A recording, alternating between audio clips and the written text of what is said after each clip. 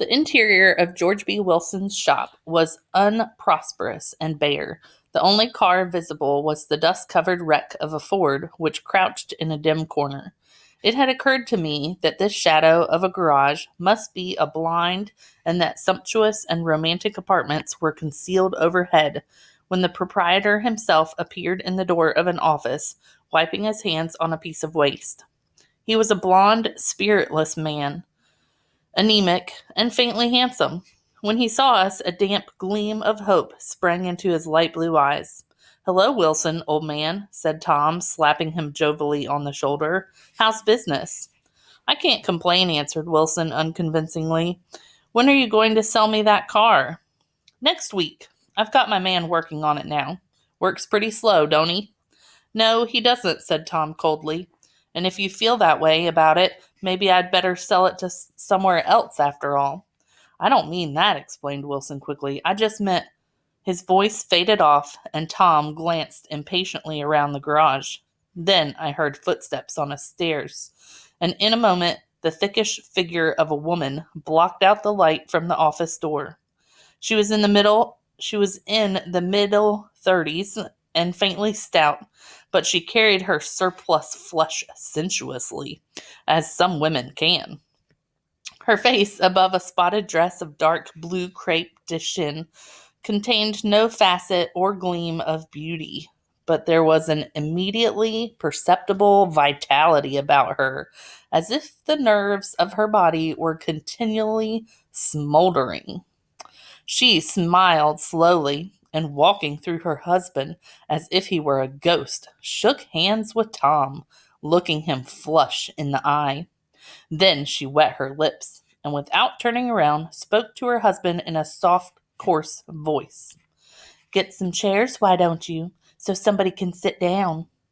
"Oh, sure," agreed Wilson hurriedly, and went toward the little office, mingling immediately with the cement color of the walls. A white ashen dust veiled his dark suit, and his pale hair as it veiled everything in the vicinity except his wife, who moved close to Tom. "I want to see you," said Tom intently. "Get on the next train." "All right." "I'll meet you by the newsstand on the lower level." She nodded and moved away from him just as George Wilson emerged with 2 chairs from his office door. We waited for her down the road and out of sight. It was a few days before the 4th of July, and a gray, scrawny Italian child was setting torpedoes in a row along the railroad track. "Terrible place, isn't it?" said Tom, exchanging a frown with Dr. Eckelberg. "Awful. It does her good to get away." "Doesn't her husband object?" "Wilson? He thinks she goes to see her sister in New York. He's so dumb he doesn't know he's alive." So Tom Buchanan and his girl and I went up together to New York, or not quite together, for Mrs. Wilson sat discreetly in another car. Tom deferred that much to the sensibilities of those East Eggers who might be on the train.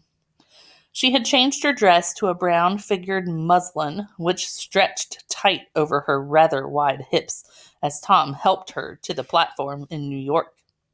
At the newsstand, she bought a copy of Town Tattle and a moving picture magazine, and in the station drugstore some cold cream and a small flask of perfume. Upstairs, in the solemn, echoing drive, she let 4 taxicabs drive away before she selected a new one, lavender color with gray upholstery. And in this we slid out from the mass of the station into the glowing sunshine.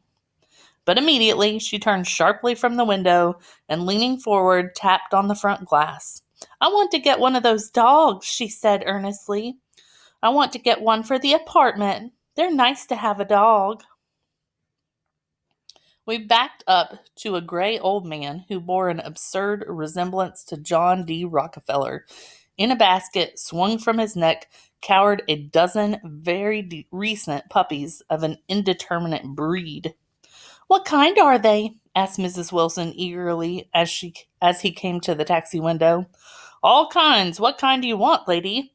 "I'd like to get one of those police dogs. I don't suppose you got that kind." "Come on," she urged. "I'll telephone my sister, Catherine. She's said to be very beautiful by people who ought to know." "Oh,